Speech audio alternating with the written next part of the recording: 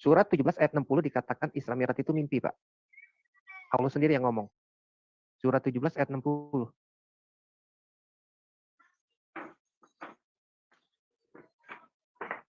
Di mana mengatakan mimpi di situ? Jadi surah 4251 itu Surah. Allah tidak mungkin berkata langsung kepada manusia ya, kecuali lewat perantaraan ya. Iya. Tapi kok ada Ya, hadis di kursi? dunia. Ya kan? Itu di dunia. Ada hadis kursi. Loh, memang hadis kursi Itu di diterima dunia. Muhammad di mana? Mana ayatnya? Mana Dan- ayatnya? Ayat 17 bahwa Isra Mi'raj itu cuma mimpi. Mana ayatnya? Dan Coba ketika kami ayat berfirman 2. kepada udah nih. Dan ketika kami berfirman kepadamu, sesungguhnya Tuhanmu meliputi dengan manusia, dan tidak kami menjadikan mimpi yang kami perlihatkan kepadamu, melainkan ujian bagi manusia dan pohon terkutuk dalam Al-Quran. Dan kami menakuti tidak kan? mereka, maka tetapi tidak menambah mereka, melainkan kedurhakaan besar. Ini, ketika kami ucapkan kepadamu, sungguh meliputi seluruh manusia, dan kami tidak menjadikan mimpi yang telah kami perlihatkan kepadamu, melainkan sebagai ujian bagi manusia. Oke. Apa yang salah di ayat itu? Tidak. Apa yang salah di ayat itu? Mimpi. Isra Mi'raj itu mimpi, Pak. Bapak kalau baca tafsirnya, Pak. Ya. Ada kan Bapak kalau lihat peristiwa Isra Mi'raj ini? Ya, kamu harus baca tafsir. Tafsir apa? Bapak Ini kalau baca Allah tafsirnya, Pak. Kamu harus baca Kalau tafsir. Bapak baca tafsirnya, Surah 17 ayat 60 dan kamu Al-Jalalain harus baca Sirah menyatakan- Nabawiyah. Tafsir apa? Ini tidak tafsir menjadikan Al-Jalalain mimpi. Coba lihat menyatakan, ayat. Pak ya. Iya, dia Masa tidak bertentangan menjadikan ayat mimpi, melainkan Tidak apa? menjadikan. Bukan Tidak menjadikan mimpi. melainkan. tidak. Loh, ini memang benar kata Pak Erben ya. Indonesia aja nggak ngerti Pak Erben. Betul Oh, kata Pak kamu tidak Erben. benar. Baca ayat itu. Kami tidak jadikan mimpi. Berarti bukan mimpi.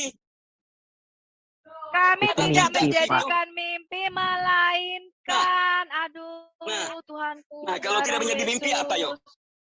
Kalau tidak menjadi mimpi apa, yuk? Kenyataan kan? Pak. Aduh, Tuhan Yesus Allahku. Betul-betul bodoh ya. Yang kami perlihatkan kepadamu berarti bukan mimpi. Allah, kamu aja mencoba-coba Bapak konteks baca. aslinya Al-Quran itu. Saya tidak perlu hadis Bapak. sekarang itu. Tafsir apa itu? Kalau saya kasih Tafsir Kalau saya kasih konteksnya. hadisnya bahwa itu mimpi gimana, Pak?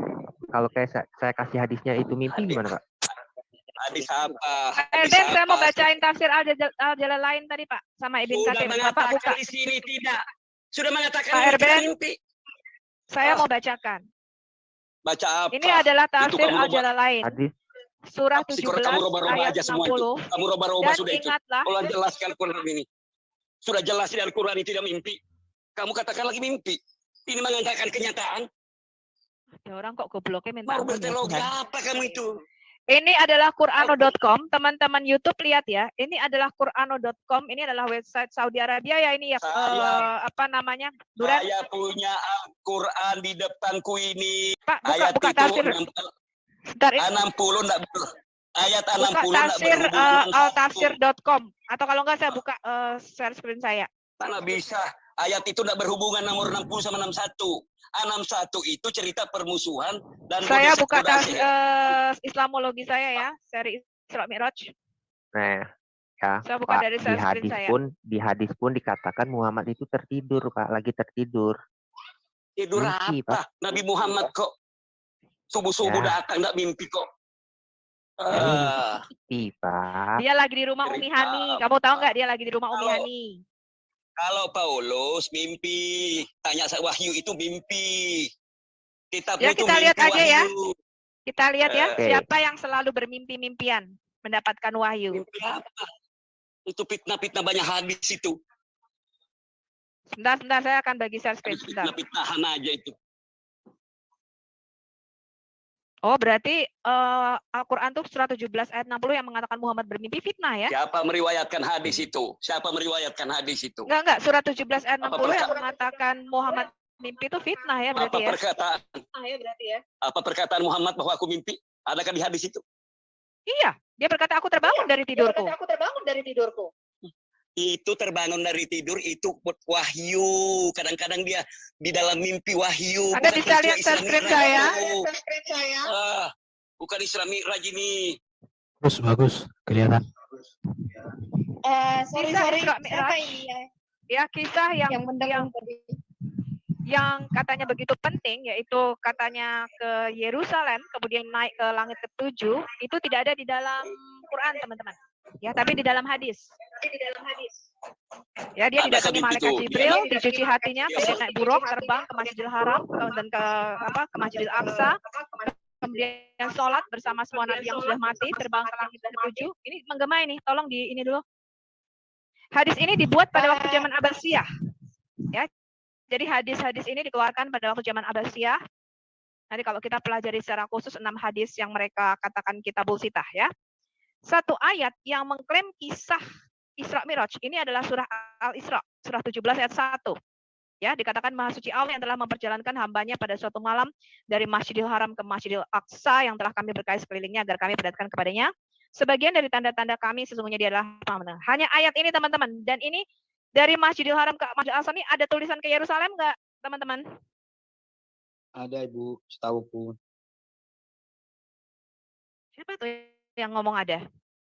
Ini lo lihat, ini surah ini bunyi surah Al-Isra ayat 17 ayat 1 ini ada tulisan dia ke Yerusalem nggak? Halo. Memang Masjidil Aqsa itu bukan di Yerusalem. Masjidil Aqsa aja.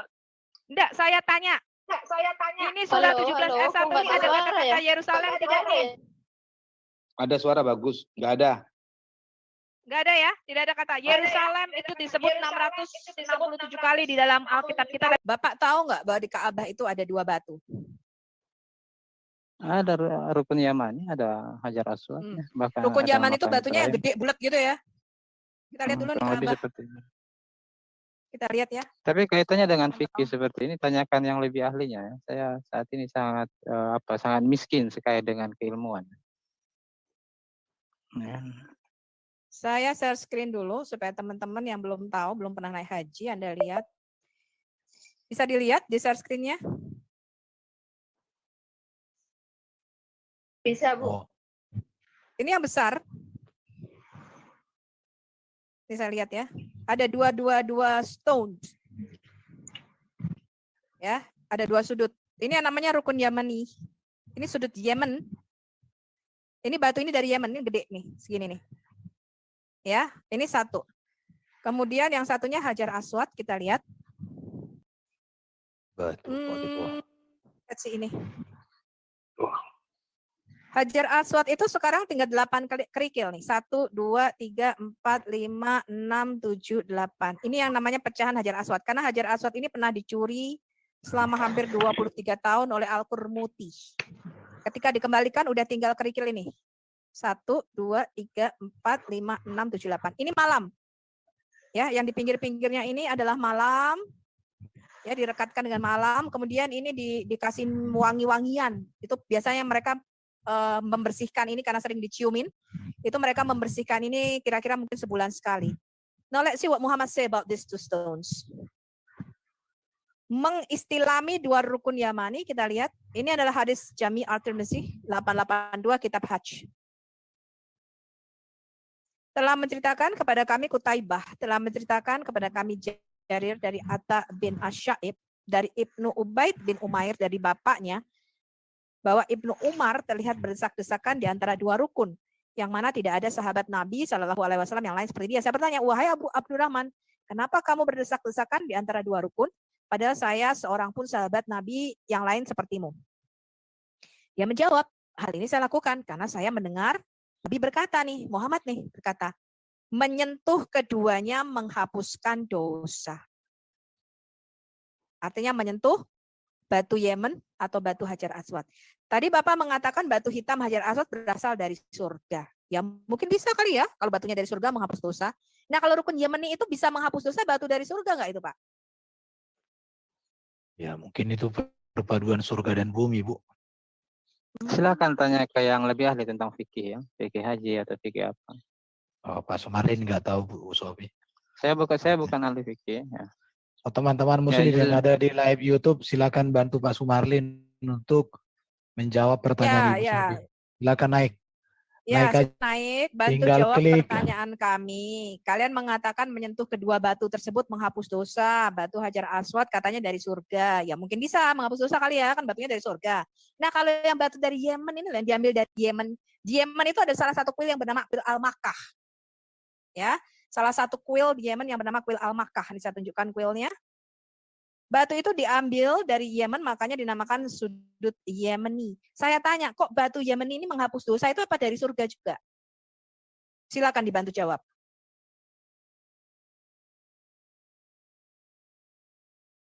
Video ini hanya ditujukan kepada orang yang mau berpikir secara logika. Jika tidak, maka mereka akan menuduh keterangan di dalam video ini hanya sebuah fitnah. Menurut keyakinan umat Islam, Isra Mi'raj adalah bagian kedua dari perjalanan yang dilakukan oleh Muhammad dalam waktu satu malam untuk mendapat perintah menunaikan salat 5 waktu dalam sehari semalam. Kejadian ini dapat dilihat di surah yang ke-17 di Al-Quran, yaitu surah Al-Isra. Isra Mi'raj terjadi pada periode akhir kenabian Muhammad di Makkah sebelum dia hijrah ke Madinah. Menurut Al-Maududi dan mayoritas ulama, Isra Mi'raj terjadi pada tahun pertama sebelum hijrah, yaitu antara tahun 620 sampai 621 Masehi, dan mayoritas para ulama mengatakan bahwa peristiwa ini terjadi pada tahun 621 Masehi. Surah Al-Isra ayat 1 berkata, Maha suci Allah yang telah memperjalankan hambanya Muhammad pada malam hari dari Masjidil Haram ke Masjidil Aqsa yang telah kami berkahi sekelilingnya, agar kami perlihatkan kepadanya sebagian tanda-tanda kebesaran kami. Sesungguhnya dia maha mendengar, maha melihat. Sejarah mengatakan bahwa hingga tahun 630 Masehi, Ka'bah atau Masjidil Haram adalah tempat pemujaan Tuhan Mekah melalui patung-patung berhala, baik di dalam Ka'bah maupun di sekitarnya yang terdapat sekitar 360 patung. Penghancuran patung-patung berhala di Ka'bah baru terjadi tahun 630 Masehi, yaitu pada peristiwa penaklukan Mekah oleh umat Islam yang dipimpin oleh Muhammad. Peristiwa ini disebut Fatu Mekah. Allah yang mana yang rumah ibadah baginya adalah tempat penyembahan patung-patung berhala? Allah yang mana yang mau disembah melalui patung-patung berhala atau bersekutu dengan dewa-dewi mereka? Oleh karena itu, Allah yang mana yang telah memperjalankan Muhammad dari Masjidil Haram yaitu Ka'bah ke Masjidil Aqsa? Masjid adalah rumah tempat ibadah umat Islam atau Muslim. Di dalam hadis disebut, Muhammad mengikat burak yang ditungganginya pada tiang masjid. Lalu dia masuk ke dalam masjid dan mendirikan salat sebanyak 2 rakaat. Pertanyaan, siapa yang mendirikan masjid di sana sekitar tahun 621 Masehi atau sebelumnya sedangkan agama Islam tidak ada di Yerusalem? Dan sebenarnya sekitar tahun 70 Masehi, Bait Allah yang ada di Yerusalem sudah dihancurkan oleh tentara Romawi yang dipimpin oleh Jenderal Titus. Artinya di lokasi yang diklaim Masjidil Aqsa adalah tanah kosong yang berisi sisa reruntuhan Bait Allah dan sampah. Yerusalem mulai dimasuki oleh Khalifah Umar lalu menguasai Yerusalem mulai tahun 637 Masehi. Setelah masa inilah hal yang mungkin pendirian Masjidil Al-Aqsa di tanah kosong tersebut. Artinya, kisah Isra Mi'raj tahun 621 Masehi hanyalah kisah hoak yang dibangun oleh Muhammad dan pendukungnya yang kemudian diimani oleh umat Islam. Cuplikan hadis tentang Isra Mi'raj. Dari Anas bin Malik bahwa Rasulullah Shallallahu Alaihi Wasallam bersabda, "Aku telah didatangi burak, yaitu seekor binatang yang berwarna putih, lebih besar dari keledai tetapi lebih kecil dari bigal. Ia merendahkan tubuhnya sehingga perut burak tersebut mencapai ujungnya. Dia bersabda lagi, maka aku segera menungganginya sehingga sampai ke Baitul Maqdis. Dia bersabda lagi, kemudian aku mengikatnya pada tiang masjid sebagaimana yang biasa dilakukan oleh para nabi. Sejurus kemudian aku masuk ke dalam masjid dan mendirikan salat sebanyak 2 rakaat. Setelah selesai aku terus keluar. tiba-tiba aku didatangi oleh Jibril dengan membawa semangkuk arak dan semangkuk susu, dan aku pun memilih susu. Lalu Jibril berkata, kamu telah memilih fitrah. Lalu Jibril membawaku naik ke langit, dan seterusnya. Kapan di daerah tersebut ada masjid dan Muhammad melakukan mendirikan salat sebanyak 2 rakaat, sedangkan pada tahun 621 Masehi di daerah tersebut belum ada umat Islam selain orang Yahudi, Nasrani dan orang Romawi? Hadis sahih Imam Muslim ini dibuat sekitar pertengahan abad 9 Masehi tidak menyebut nama Masjidil Aqsa, tetapi dengan nama Baitul Maqdis. Kalau nama Masjidil Aqsa sudah ada sejak tahun 621 Masehi dan nama itu tertulis di dalam Al-Quran, bagaimana logikanya Imam Muslim justru menulis kitab hadis di abad 9 Masehi dengan nama Baitul Maqdis? Oleh karena itu, benarkah nama Masjidil Aqsa sudah ada di zaman Muhammad, dan benarkah nama Masjidil Aqsa sudah ada di kitab Al-Quran di abad 9 Masehi? Di dalam hadis ada tertulis, lalu Allah memberikan wahyu kepada dia dengan mewajibkan salat 50 waktu sehari semalam. Sehari semalam hanya ada waktu 24 jam. Jikalau salat hingga 50 kali dan waktu salat dan persiapannya anggap saja hanya 15 menit, berarti waktu untuk salat dalam sehari semalam butuh waktu 750 menit atau 12 jam 30 menit. Kapan untuk bekerja, tidur, makan, mandi dan lain-lain?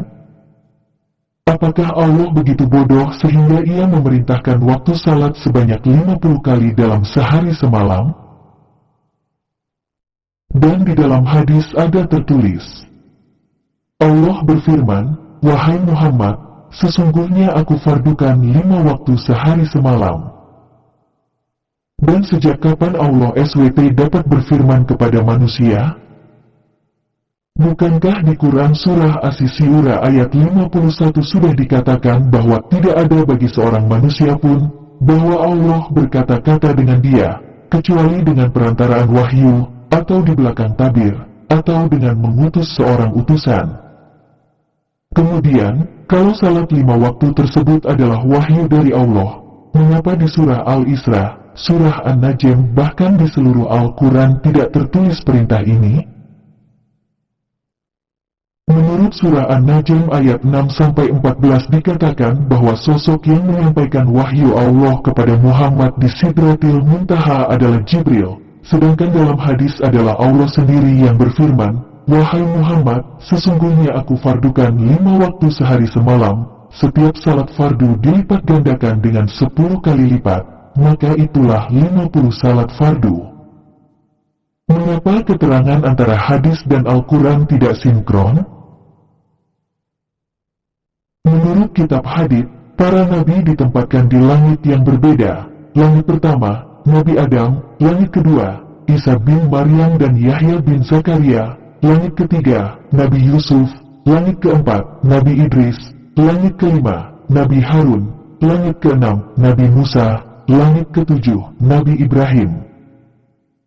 Bagaimana logikanya mereka tinggal sendirian di langit? Dan di dalam hadis ada tertulis, lalu Jibril membawaku naik ke langit. Ketika Jibril meminta agar dibukakan pintu, maka ditanyakan, siapakah kamu? Jibril menjawab. Jibril ditanyakan lagi, siapa yang bersamamu? Jibril menjawab, Muhammad. Jibril ditanya lagi, apakah dia telah diutus? Jibril menjawab, ya, dia telah diutus. Maka, dibukalah pintu untuk kami. Tiba-tiba aku bertemu dengan Nabi Adam. Dia menyambutku serta mendoakanku dengan kebaikan. Adam sendirian di langit pertama dan pintu dibuka untuk Jibril dan Muhammad. Apakah langit itu serupa dengan kamar kontrakan?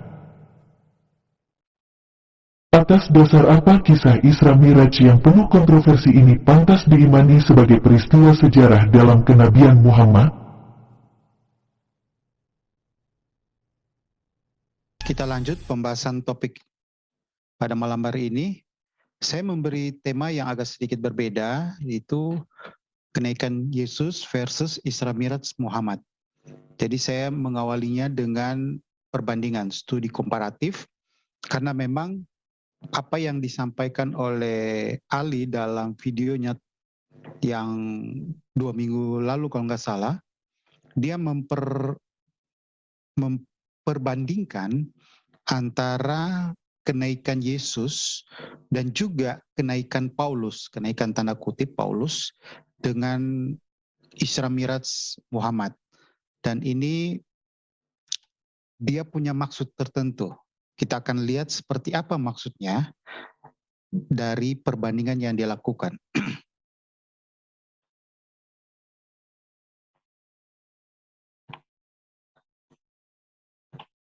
Oke, saya screenshot salah satu bagian dari presentasinya, itu pada poin inti. Nah, di sini Ali menguraikan poin-poinnya sebagai berikut. Jadi ada persamaan sekaligus perbedaan antara peristiwa Isra yang dialami oleh Nabi Muhammad dan Yesus Kristus. Kesamaannya, keduanya mengalami peristiwa di ulal nalar yang dapat disebut sebagai perjalanan non-normal. Nah, yang dimaksud dengan peristiwa Isra oleh Yesus ini berkaitan dengan peristiwa pencobaan Yesus yang dialami pada awal-awal pelayanannya, yaitu pada waktu dia dicobai iblis di padang gurun, dan kemudian dari padang gurun ke Bait Allah di Yerusalem. Jadi Muhammad menyebut itu sebuah peristiwa Isra, dari migrasi atau berpindahnya dari padang gurun pada waktu pencobaan pertama, kemudian pencobaan berikutnya di Bait Allah. Nah, poin yang ditekankan oleh Muhammad dengan mengambil perbandingan itu bahwa keduanya sama dengan peristiwa yang dialami oleh Muhammad, dua-duanya tidak ada saksi mata. Jadi betul-betul Ali hebat mengambil poin persamaan ini. Lalu dicatat lagi berikutnya mengenai perbedaannya. Nah, di sini perbedaannya, kalau dari Nabi Muhammad mengalami peristiwa Isra dibawa oleh malaikat Jibril dari Masjid Al-Haram menuju ke Baitul Al-Maqdis atau Masjid Al-Aqsa di Yerusalem, pada saat itu bait suci hanya berupa reruntuhan. Jadi ini kita garis bawahi pernyataannya, Bait Allah saat itu hanya berupa reruntuhan dan hanya tersisa bangunan tembok dan pintu gerbang. Nah, sebaliknya bedanya, kalau peristiwa Isra Yesus, yaitu dari padang gurun ke Baitul Maqdis, saat itu bait suci masih eksis atau belum hancur. Nah, coba kita lihat bagaimana Ali mencoba mencari beberapa titik temu yang menurut dia paralel. Kemudian Ali mengangkat lagi kisah penglihatan Paulus yang disamakan juga dengan peristiwa Miraj dari Muhammad, yaitu sama-sama naik ke surga. Dan dikatakan dua-duanya tidak ada saksi mata. Jadi poin-poin ini diangkat oleh Ali sedemikian rupa untuk membuat semacam narasi penyeimbang. Tadi Pak Garati angkat tentang saksi mata. Tetapi poin ini menegaskan ternyata ada peristiwa oleh Yesus, yaitu dari padang gurun ke Bait Allah, yang bagi Ali disebut Isra, itu tidak ada saksi mata. Demikian juga pada waktu Paulus naik ke surga, itu tidak ada saksi mata. Jadi balance seperti itu, draw atau remis lah. Jadi ini upaya Ali mencari remis. Tetapi akhirnya kita akan bongkar apa-apa yang menjadi kelemahan dari pendekatan Ali seperti ini. Pertama kita coba uraikan dulu narasi kenaikan Yesus. yang sudah disebut juga oleh Pak Gratia pada Kisah Rasul pasal 1 ayat 9 disebutkan, terangkatlah ia disaksikan oleh mereka. Jadi ini poin penting yang menegaskan bahwa peristiwa itu punya saksi mata. Nah, yang diangkat oleh Alice sebagai perbandingan itu adalah peristiwa pencobaan kepada Yesus oleh iblis. Yang pada substansinya ini bukan satu peristiwa yang berkesinambungan. Jadi pencobaan kepada Yesus oleh iblis di padang gurun maupun di bait Allah itu peristiwa yang terpisah. Tidak ada kaitannya dengan kenaikan secara kronologis. Nah, berbeda dengan Isra Miraj Muhammad. Itu satu paket kegiatan mulai dari peristiwa Isra, yaitu berpindahnya dari Mekah, Masjidil Haram, ke Baitul Maqdis atau Al-Aqsa, itu sebagai Isra, lalu naiknya ke surga sebagai Miraj. Jadi dua sub peristiwa dalam satu peristiwa yang disebut Isra Miraj. Jadi sekali lagi, pencobaan kepada Yesus maupun peristiwa kenaikan itu dua peristiwa yang berbeda. Tetapi oleh Ali dicoba kait-kaitkannya. Untuk apa? Untuk mencari titik penyeimbang bahwa peristiwa pencobaan itu tidak ada saksi matanya. Oke, saya kira ini sebuah paralelisasi yang tidak tepat. Tetapi ya itu maksud Ali karena dia ingin berretorika, mengcounter poin tentang saksi mata. Karena bagi dia dengan mengangkat ini, poinnya bahwa Yesus juga tidak ada saksi mata dalam peristiwa pencobaan tersebut. Oke, saya kira kita sudah temukan satu kelemahan dari poin Ali. Nah, sekarang kita bahas tentang Paulus. Peristiwa Paulus naik tanda kutip ke surga itu terdapat dalam 2 Korintus pasal 12 ayat 1 sampai 4. Nah, tetapi perlu ditegaskan pada ayat pertama, di situ Paulus menyatakan, aku hendak memberitakan penglihatan dan pernyataan-pernyataan. Jadi ini sebuah vision, sebuah penglihatan yang diterima dari Tuhan. Lalu di ayat 2, di situ dikatakan, aku tahu tentang seorang Kristen 14 tahun yang lampau, entah di dalam tubuh aku tidak tahu, entah di luar tubuh aku tidak tahu. Allah yang mengetahuinya. Orang itu tiba-tiba diangkat ke tingkat yang ketiga dari sorga. Nah, jadi ini yang dianggap oleh Ali sebagai peristiwa Miraj atau peristiwa naiknya Paulus ke sorga.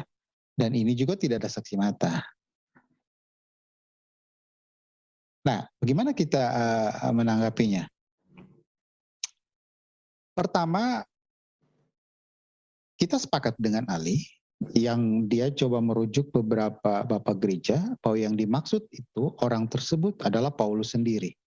Jadi dalam Bible Exposition Commentary, Paulus ini menggunakan pendekatan khas Yahudi saat itu, yaitu dengan berbicara dirinya sebagai pihak ketiga. Padahal dia, yang dimaksud adalah dia, tetapi dia menempatkan sebagai pihak ketiga.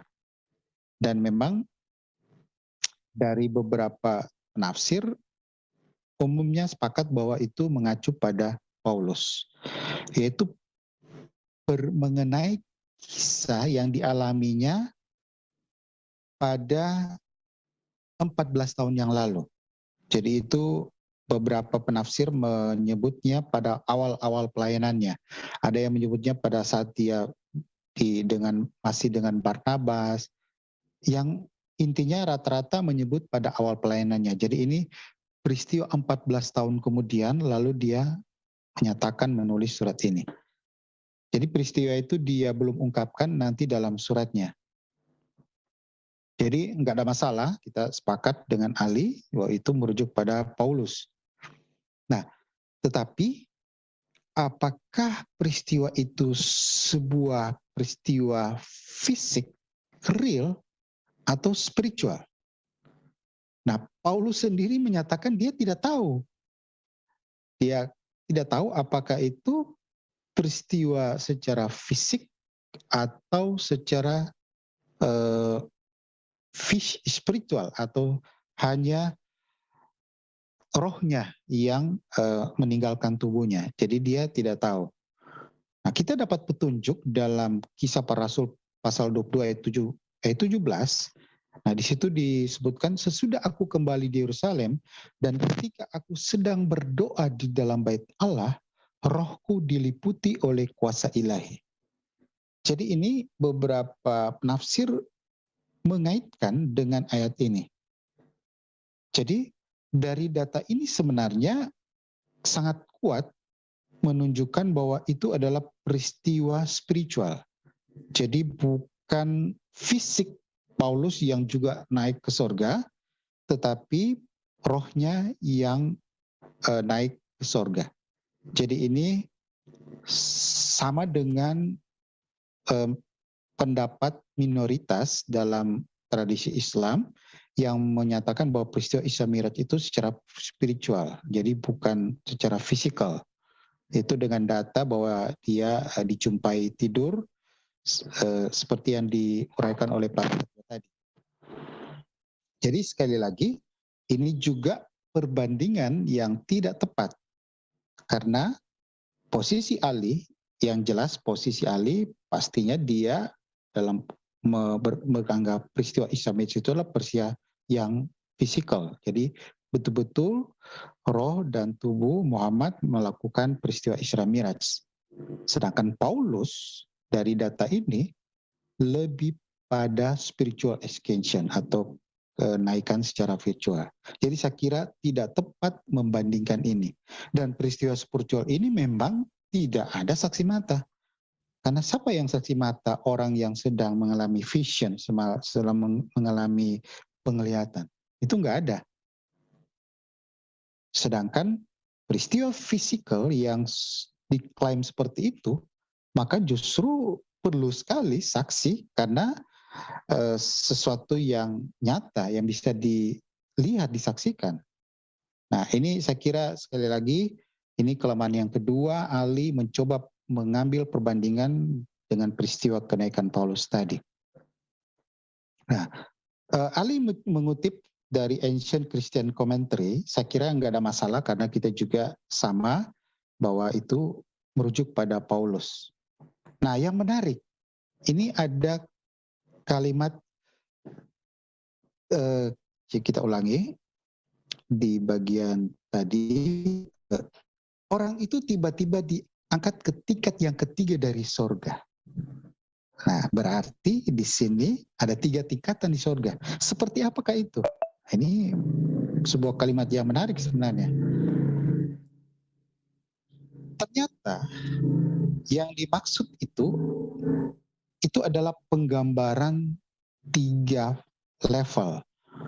Saya mengikuti dari Josh New Testament Commentary, itu dia sebutkan the third heaven is not the air atau the first heaven, or the sky where the stars are, the second heaven, but the place where God is, a spiritual realm. Jadi yang dimaksud tingkatan ketiga dari surga atau langit itu merujuk pada tempat kediaman Tuhan atau surga kediaman Tuhan. Dan itu kalau kita menggunakan tadi Paulus, itu merujuk pada Firdaus. Jadi saya kira ini jelas. Nah, lalu apa ini maksud dengan tingkat kedua dan tingkat pertama? Nah, tingkat pertama menurut Jewish New Testament Commentary itu merujuk pada air atau udara. Jadi atmosfer kita itu disebut sebagai langit tingkat pertama. Jadi ini penggunaan yang tepat menurut saya. Lalu kemudian the second heaven atau langit atau surga tingkat kedua itu adalah sky atau langit kalau kita Indonesia, atau ruang angkasa yang terdapat bintang-bintang yang jumlahnya miliaran bintang. Itu sebagai the second heaven. Dan yang tidak terjangkau oleh sains, oleh memang logik manusia, itu yang tingkat ketiga. Nah, itu kediaman hadirat Allah.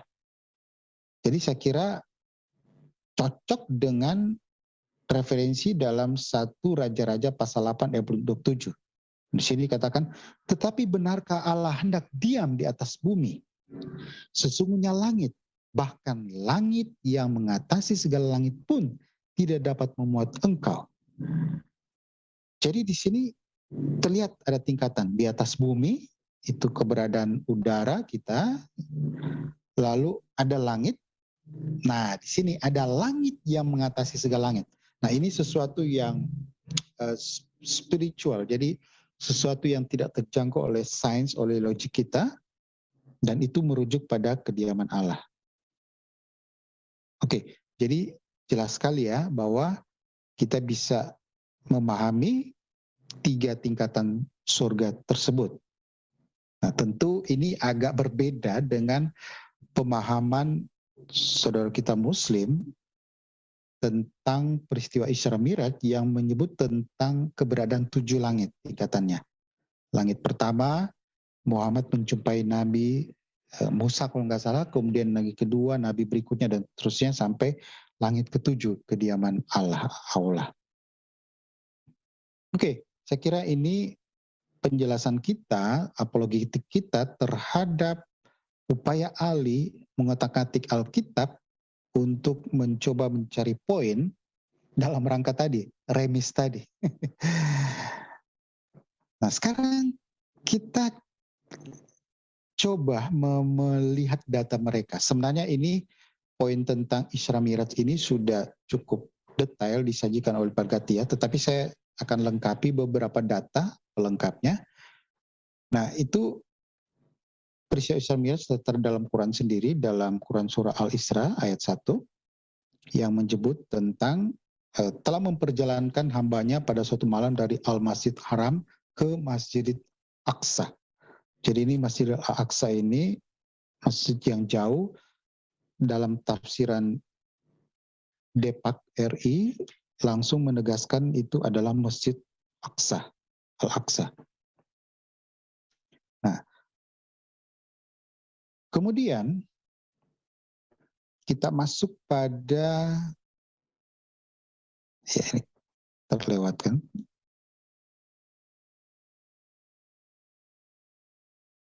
Pada poin pembahasan kita. Apakah yang dimaksud itu adalah Masjid Al-Aqsa yang dibangun oleh Abdul Malik, yang lokasinya dirintis oleh Khalifah Umar bin Khattab, atau merujuk pada Baitul Maqdis? Dalam hal ini Bait Allah Yerusalem atau Bait Allah yang dibangun oleh Salomo. Nah, 2 hal ini menjadi kontroversi sebenarnya. Karena 2 bangunan yang berbeda antara Bait Allah maupun dengan Masjid Al-Aqsa. Nah, yang menariknya dalam Sahih Al-Bukhari menyebutkan tentang keberadaan 3 masjid, 3 mosque, itu Al-Masjid Al-Haram, kemudian the Mosque of Aula Apostle, and the Mosque of Al-Aqsa, Mosque of Jerusalem. Jadi saat itu sangat tegas dikatakan bahwa peristiwa perjalanan itu sudah ada 3 masjid. Nah, ini memang Ada beberapa apologet Muslim mencoba mendefinisikan pengertian masjid ini bukan berarti bangunan. Nah, ini cara mengkanter beberapa poin dengan menyatakan bahwa masjid yang dimaksud itu adalah bukan otomatis bangunan, tetapi apapun sikap menyembah itu sudah dianggap masjid. Jadi dari katanya itu sendiri. Nah, tetapi dari data ini, Sahih Bukhari ini tegas merujuk pada 3 masjid bangunan, bukan sekedar ibadah, tempat ibadah. Nah, yang jadi pertanyaan seperti tadi Pak Grati awali, apakah dimaksud Bait Allah Yerusalem atau Masjid Al-Aqsa yang dibangun Amir Abdul Malik? Nah, ini menjadi hal yang menarik dikaji lebih lanjut. Kenapa?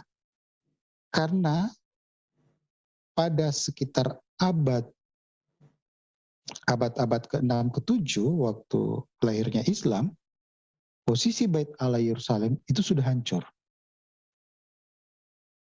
Sedangkan Masjid Al-Aqsa yang dibangun oleh Abdul Al-Malik itu nanti dibangun tahun 691 Masehi.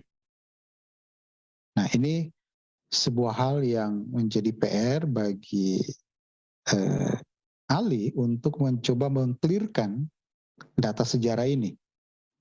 Karena Bait Allah yang kedua, the second temple, itu hancur di tahun 70 Masehi oleh Jenderal Titus. Sejak itu hanya tersisa reruntuhan. Nah, sekarang kita coba lebih detail lagi bangunan itu. Dalam Sahih Al-Bukhari juga dikatakan, I stood up in Al-Hajar, the unroofed portion of the Kaabah, and Allah displayed Baitul Maqdis before me. Jadi di sini dalam Sahih Bukhari, pada waktu dia masih berada di Mekah, dia diperlihatkan oleh Allah tentang Baitul Maqdis. Jadi semacam vision tentang keberadaan Baitul Maqdis. Nah, posisi dia ada di Ka'bah, ada di Mekah, tetapi diperlihatkan bagaimana Baitul Maqdis. Nah, apa yang diperlihatkan di sini? Ini jadi pertanyaan. Karena Baitul Maqdis kalau merujuk pada Bait Allah itu sudah hancur. Apakah yang diperlihatkan itu sekedar tembok Yerusalem yang masih tersisa? Atau seperti apa?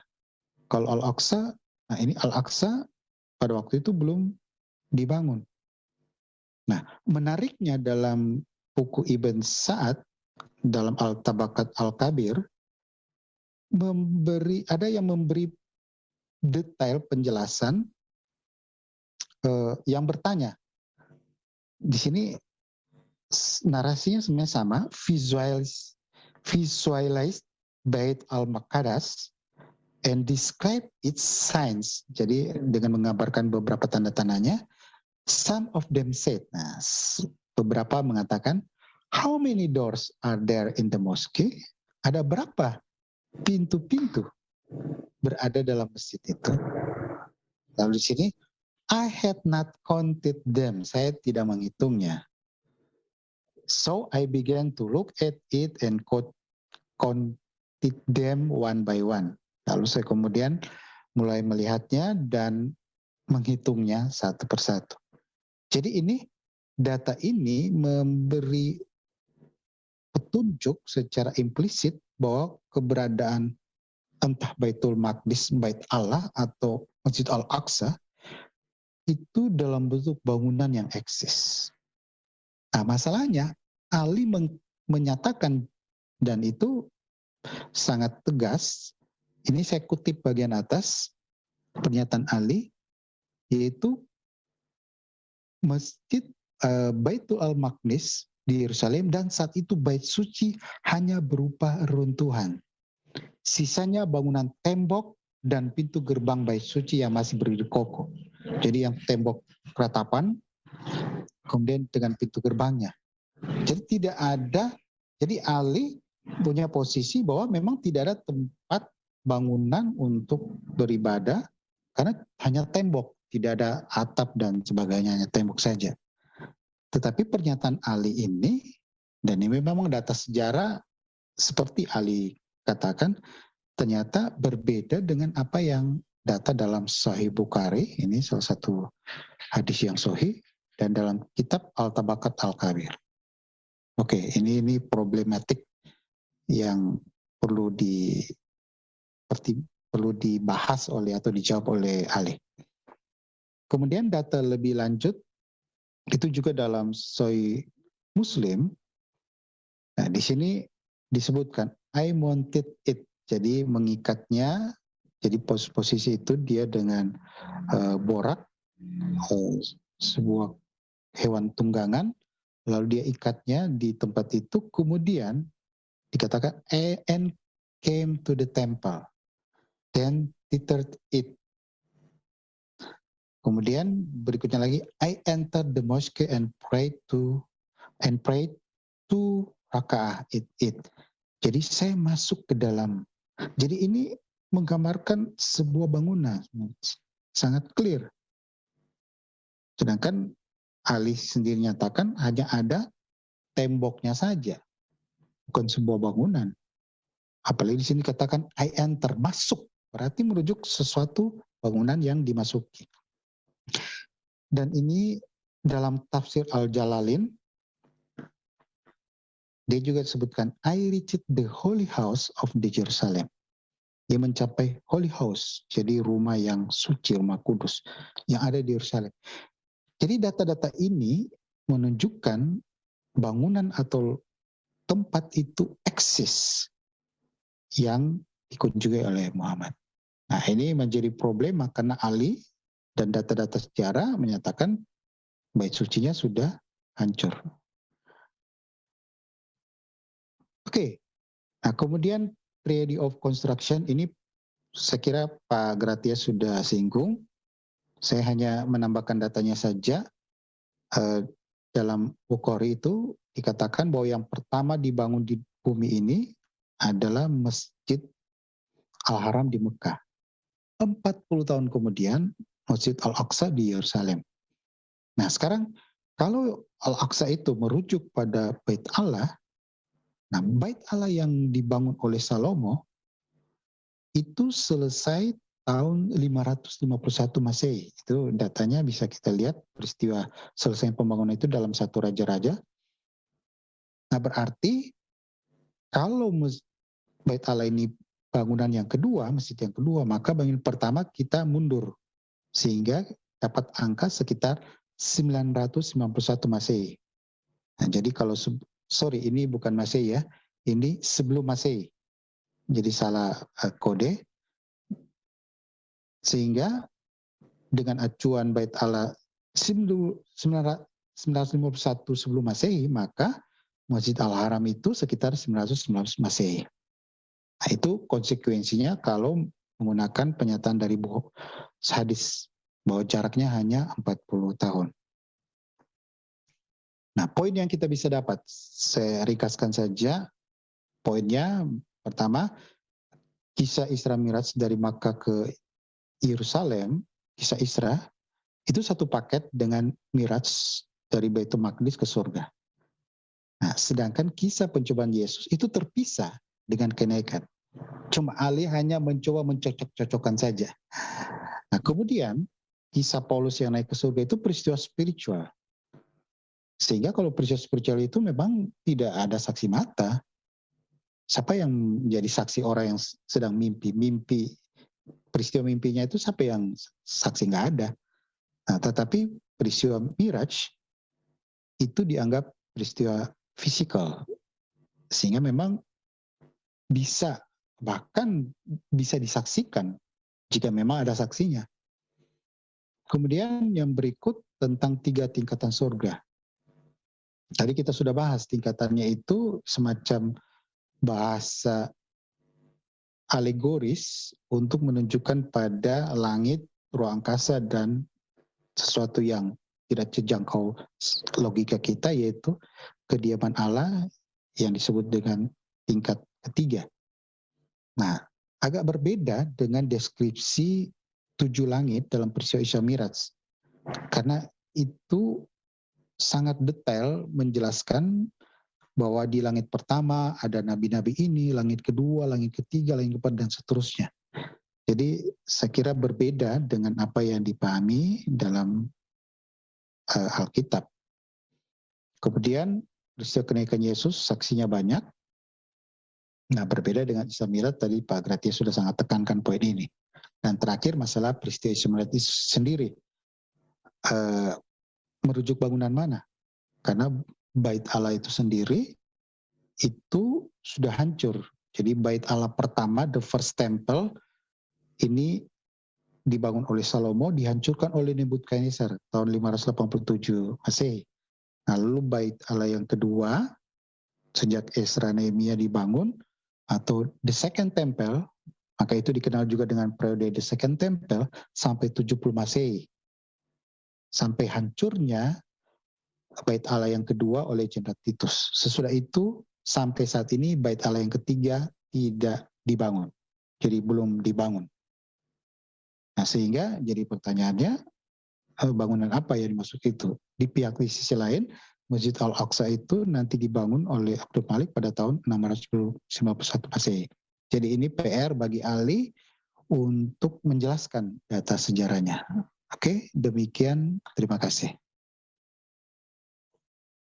Terima kasih Pak Jimmy Jeffrey. Terima kasih Pak Gracia. Mudah-mudahan ahli menonton acara ini dan berusaha mengerjakan tugas PR-nya. Sekarang kita masuk ke sesi selanjutnya, sesi tanya jawab. Silakan dibacakan pertanyaan yang telah masuk oleh Bang Scott. Silakan Bang Scott. Baik, mohon dicek kalau suara saya kedengaran ya. Mantap. Baik, Lanjut. terima kasih.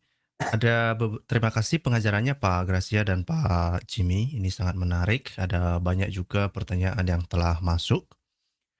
Pertama saya bacakan pertanyaan dari Pak Jim. Selamat malam Pak Gracia, izin tanya Pak, benarkah buruk makhluk mitologis yang diadopsi Islam? Terima kasih Pak, silakan. Mungkin saja karena di sejarah kekristenan di dunia-dunia yang lain nggak pernah ketemu makhluk itu. Itu hanya ada di dalam kisah-kisah Islam. Jadi ini apakah real, apakah mitologis? Saya nggak yakin itu makhluk itu pernah ada. Tapi beda sama orang Muslim masih meyakini bahwa binatang yang separuh perempuan, separuh seperti kuda, itu ada dan itu real. Itu beda pendapat, beda keyakinan, pandangannya beda. Itu aja sih. Baik Pak, terima kasih Pak Gracia. Selanjutnya dari Pak Tommy, izin bertanya Pak, upah di sorga apakah ada hubungannya dengan tingkatan di sorga? Silakan Pak. Upah di surga tingkatan, yang saya tahu orang yang masuk surga itu punya tingkatan-tingkatan. Orang yang mati syahid mendapat mahkota kehidupan. Yang orang-orang biasa masuk surga tapi nggak dapat mahkota. Hanya itu aja sih. Baik Pak. Ya, kalau kita kaitkan dengan pembahasan tadi, ini agak berbeda karena yang pembahasan tadi yang dimaksud surga tingkat ketiga itu dalam pengertian langit yang ketiga kita sudah bahas. Yang pertama itu beberapa penafsir menyebut itu udara kita, lingkungan kita. Yang tingkat kedua itu adalah langit dan tingkat ketiga itu kediaman Allah. Nah, jadi berbeda dengan pengertian dalam surga itu sendiri. Surga atau Firdaus itu sendiri. Tadi Pak Grate bilang ada mahkota. Nah, seperti itu. Saya kira itu pembahasan sendiri dan memang datanya belum eksplisit menyebut adanya seperti itu. Jadi kita beberapa yang menyatakan kemungkinan ada beda dengan adanya mahkota dan tanpa mahkota. Jadi sekali lagi berbeda dengan pembahasan kita dengan 3 tingkatan surga tadi. Baik Pak, mungkin untuk lebih mudah memahaminya, surga yang dimaksud Pak Jimmy itu kita bisa samakan dengan dimensi ya Pak. Mungkin itu lebih membantu kita memahaminya. Pertanyaan berikut dari Pak Hendra. Salam Pak, maaf agak sedikit melenceng. Tetapi apakah mungkin letak kota Mekah sebagai kota tempat pertama dibangun masjid itu nggak sama dengan Mekah yang sekarang? Rasanya aneh kalau disunahkan hampir ke Masjid Al-Aqsa sebelum berhajj ke Masjidil Al-Haram, Mekah Arab sekarang, karena jaraknya terlalu jauh. Atau mungkin Masjidil Al-Aqsa yang sekarang itu bukan Masjidil Al-Aqsa yang sama dengan yang ada di hadis. Terima kasih Pak. Silakan Pak. Inilah yang namanya complicated-nya narasi-narasi Islam. Dibilang Muhammad sholat ke Baitul Maqdis. Padahal Baitul Maqdis di zaman itu tidak ada. Terus ke Masjidil Aqsa. Masjidil Aqsa itu masih belum ada. Ada kepel kecil gereja yang Umar bin Khattab pun tidak mau sholat di dalam kepel kecil. Karena nanti dikira orang itu masjid, tempat sembahyang umat Islam. Sehingga Umar sholat di luar. Dan tempat di mana Umar bin Khattab sholat, dibangun Masjid Umar. Belum ada Masjidil Aqsa. Jadi yang dimaksud Masjidil Aqsa mana? Karena di dalam narasi-narasi hadis, sudah ada beda jaraknya cuma 40 tahun dari Masjidil Haram yang sudah ada di zaman Adam. Zaman Adam dan Hawa. Di zamannya Kain dan Habil. Ini masjid apa? Karena Bukit Zaitun baru dipapras, dijadikan tempat untuk bait Allah oleh Sulaiman. Itu abad 9, abad 10 sebelum Masehi. Artinya, sebelum Bukit Zaitun ujungnya dipapras, dibikin bait Allah, sudah ada yang namanya Masjidil Aqsa. Jadi yang dilakukan oleh Raja Salomo, pasti itu bukan Masjidil Aqsa. Karena Masjidil Aqsa sudah ada sebelum ini dibangun. Ini yang namanya repot. Kalau mengenai Mekah, ya jelas ini menjadi complicated. Orang Muslim meyakini bahwa Mekah itu sudah ada sejak zaman Adam. Padahal kalau kita lihat sudah berkali-kali saya sama Pak Jimmy Jeffrey di dalam duet apologetika, sebelum abad 4, sebelum Masehi, sebelum Herodotus, tidak ada namanya Mekah. Jadi data-data sejarah sebelum abad Masehi, itu tidak ada semua kota Mekah.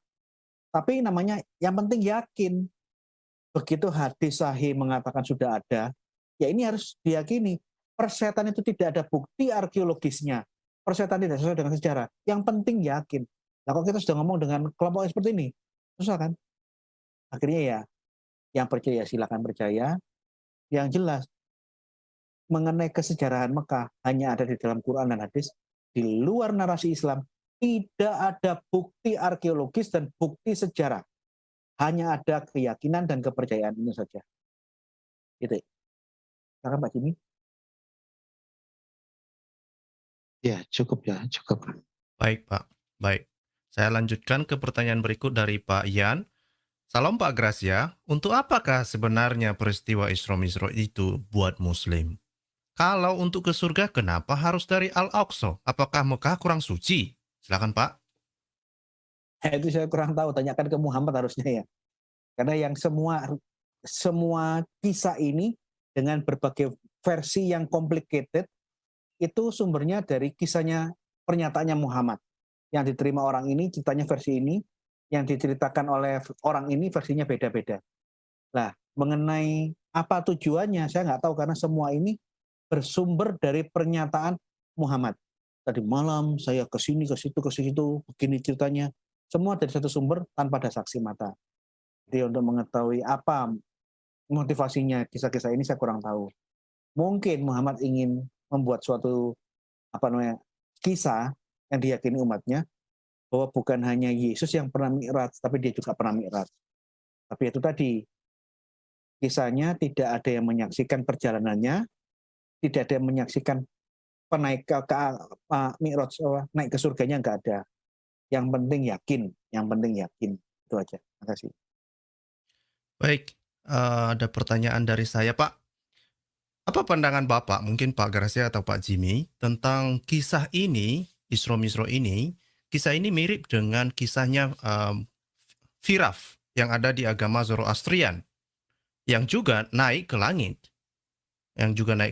Kemudian dia juga naik buruk, kemudian dia juga ketemu dengan malaikat, dan kemudian juga dia menghadap Tuhannya, dan di surga sana dia juga melihat sebuah pohon. Dan juga dia dibawa melihat orang-orang di dalam neraka. Dan kemudian ada yang menarik. Yang menarik adalah bahwa kisah Firas ini berkembang di abad ke-9 ke-10 dibukukan. Sementara kalau kita lihat kisah-kisah Isra Mi'raj berkembang juga di abad ke-9 ke-10.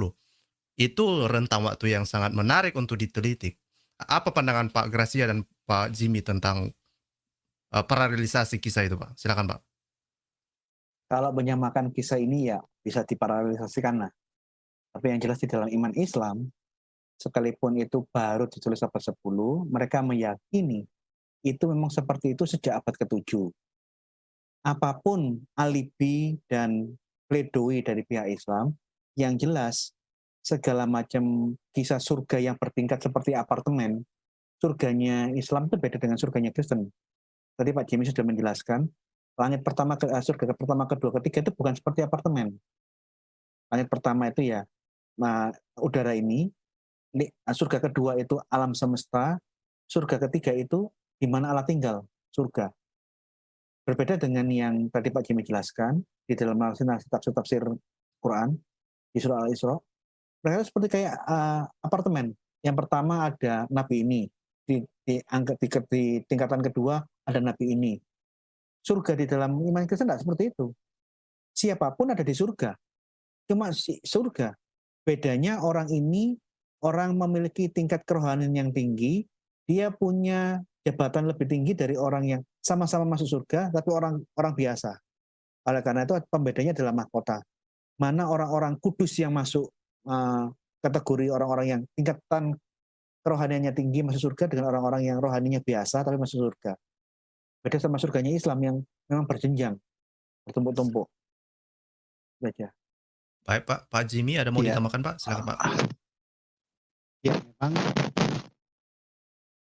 jika kita lihat beberapa detailnya, memang ada kemiripan dengan kisah Artafiras dari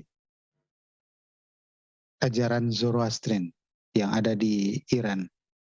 Dan sebenarnya ada juga kemiripan dengan kisah tentang Abraham yang tawar-menawar dengan Tuhan mengenai berapa jumlah yang orang yang bisa membuat Sodom dan Gomora itu tidak dimusnahkan.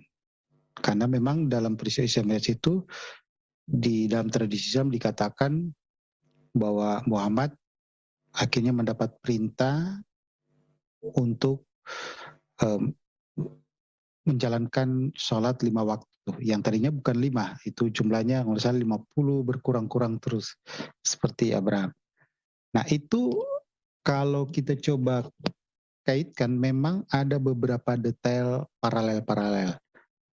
Dan bukan hanya dari Zoroastrian, juga ada beberapa sumber-sumber dalam catatan-catatan tradisi Islam yang memiliki paralel dengan kisah-kisah dalam Tarkum, dalam Talmud, atau dalam berbagai juz apokrif yang itu diduga itu sebagai sebuah adopsi atau oleh beberapa scholar menyebutnya the borrowing theory, teori meminjam. Tetapi kita harus hati-hati karena kita jangan sampai terjebak dengan masalah paralelomania yang kalau paralel itu terlalu dipaksakan itu akhirnya kita tidak fair dalam menilainya.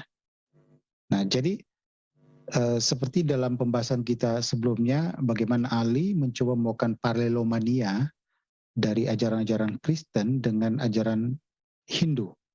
Dan kita sudah buktikan bahwa itu tidak paralel. Nah sekarang, paralel yang ada kemiripan tadi, ini akhirnya menjadi PR bagi mereka. Kita sudah menjawab beberapa tuduhan paralelomania itu, yang disebut paralelomania. Nah sekarang pertanyaan itu akan dikembalikan bagi Ali untuk menjawab bahwa itu bukan paralelomania. Karena bedanya apa? Nah, tetapi harus hati-hati karena seperti penjelasan Pak Gratia dalam materi sebelumnya, ada kemiripan umum dan kemiripan khusus. Nah, kalau kemiripan khususnya sangat cocok dalam beberapa detail, nah itu harus hati-hati. Karena bisa diduga kuat itu sebuah borrowing. Bisa pengadusian yang mengambil. Tetapi kalau dia dipastikan bahwa tidak ada kemiripan seperti itu, maka itu bisa dibantah. Jadi sekali lagi, ini pertanyaan lebih tepat ditujukan bagi ahli. Untuk menjawabnya secara detail, dia coba bandingkan dulu detail-detailnya, lalu dia buktikan bahwa itu tidak paralel. Dan kita, pihak kita sudah melakukan apologetik kita, menjawab tuduhan itu, dan kita buktikan dalam pembahasan sebelumnya bahwa tidak ada paralel dengan ajaran atau pengaruh Hindu dalam kekristenan.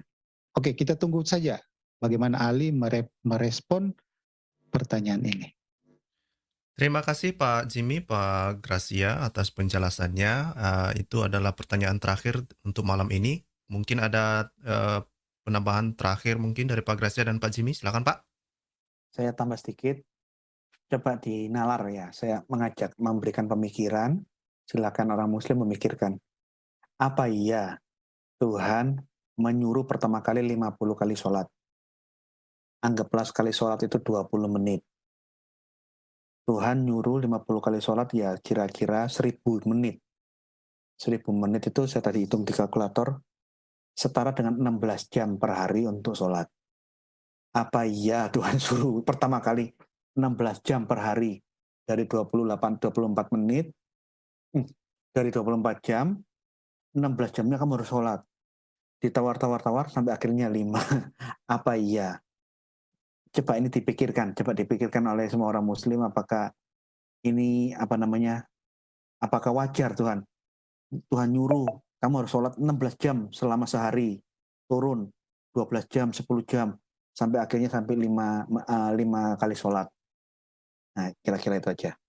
Silakan saya kembalikan Pak Scott, silakan. Ya, terima kasih tambahannya Pak. Pak Jimmy ada mau ditambahkan lagi Pak? Silakan. Oke, saya tambahkan bahwa tugas kita sebagai Kristen menjawab berbagai tantangan terhadap iman kita, dan ahli kecenderungan untuk terus sibuk membahas ajaran kekristenan.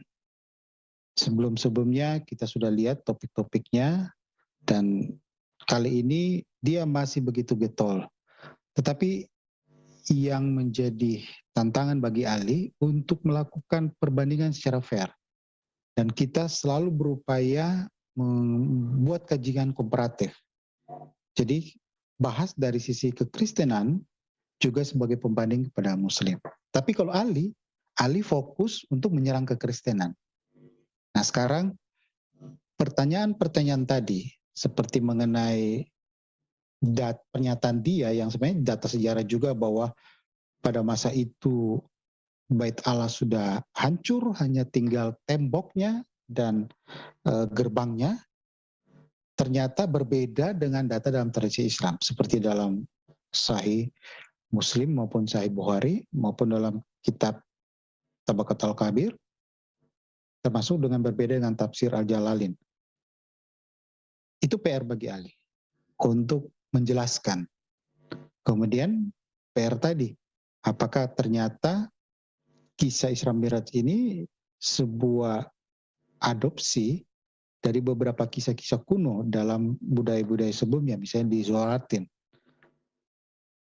Apakah itu sebuah paralel atau tidak? Nah ini PR, sehingga kita minta Pak untuk ahli melakukannya secara seimbang. Tidak hanya sibuk mempersoalkan teks-teks kitab suci kekristenan, tetapi juga secara fair untuk melihat perbandingannya dengan apa yang diimani ajarannya. Dan itu baru dikatakan akademisi yang sejati. Tidak hanya melihat secara satu sisi saja. Oke, itu catatan dari saya. Baik, terima kasih. Saya kembalikan ke moderator. Ya, terima kasih teman-teman semua. Dan kedua narasumber, Pak Gracia, Pak Jimmy. Kita tutup sesi malam hari ini dengan doa. Kami undang dengan kasih Pak Astor Valerino untuk menutupnya dalam doa. Silakan, Pak.